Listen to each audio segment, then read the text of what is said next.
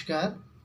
प्रतिकार संपादक सुभाषिष मिश्र कहूँ आज पुणी आपण मानक मु किछि इनफॉरमेशन देवाक चाहूँगी। गतकाली माननीय प्रधानमंत्री श्रीयुक्त नरेंद्र मोदी टोटाल भारतवर्ष को लॉकडाउन जो घोषणा कले ताहाकू मु स्वागत करुछि एवं समस्त सर्वसाधारण भारतवर्षर समस्ते ताकू स्वागत करुचंती एवं यही भलिया विचार जो काली करिचंती माननीय प्रधानमंत्री ताहा पछरे जो रहस्य लुकायित अच्छी ताकू प्रत्येक भारतर नागरिक माने जानिबा उचित। बंधुगण ये जो निर्णय काली नियागला ए निर्णय पछरे गोटे उद्देश्य आमे आमर भारत को बंचेबा, भारतर प्रत्येक नागरिक को बंचेबा।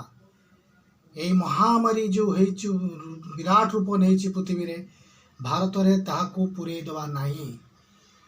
भारतर गोटे गोटे मुंड बहुत बहुत बहुत बहुत ऊपर कौन सी मुंड को तले पकई दिया जीव नहीं।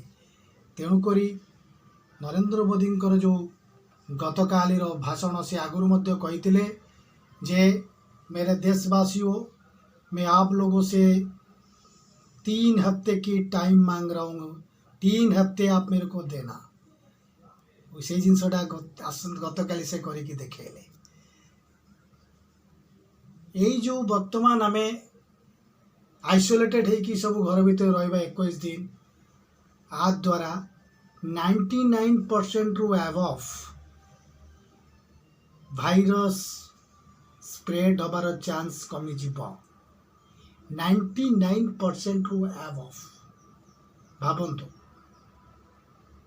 यही जो भाइरस स्प्रेड जो होची वर्तमान पृथ्वी सारा ता जो परिणाम जो बड़ी बड़ी जालुची ताकू ध्यान रखंतु।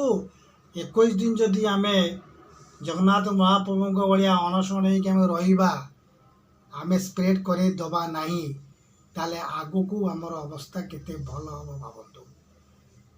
बंधुगण आपण मानक मोर अनुरोध, जहाँ प्रधानमंत्री एवं मुख्यमंत्री कहते प्रत्येक प्रदेश एवं देशर ताको मानन्तु, आईन अमान्य करंतु नहीं।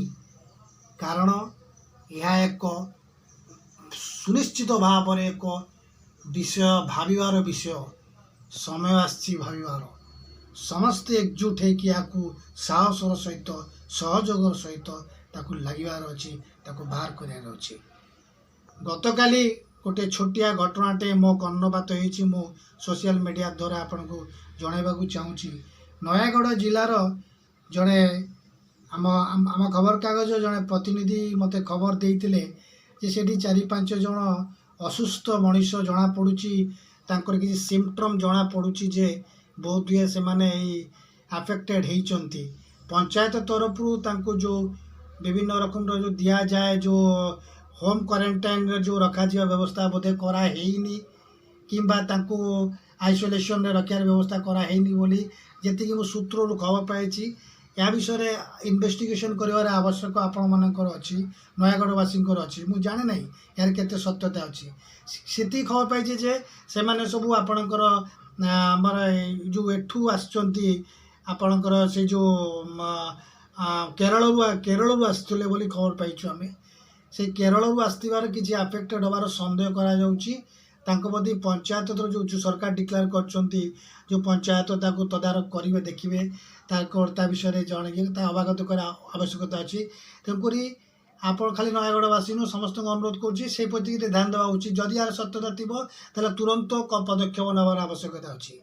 तो एमती आम छोट छोट जो खबर पाई जाऊे मु हो कि जी हो XYZ जी हो सांगे सांगे आप सोशल मीडिया द्वारा जड़े देवाटा बहुत भल। आज सकाଳେ गोटे बढ़िया जिनसा आम देखिले गोटे आपणकर आईन अवमानना करे से घर बाहरी आसते ताकू सांगे सांगे पुलिस तरफ गोटे झुलेकी देले आम हूँ स्वार्थपर आम इत्यादि आम द्वारा स्प्रेड होची से झुले देले गोटे यहाँ गोटे भल अवेयरनेस गला और या द्वारा परवर्ती पर्यायर गोटे लोक करे पूर्व दस्तर भाव।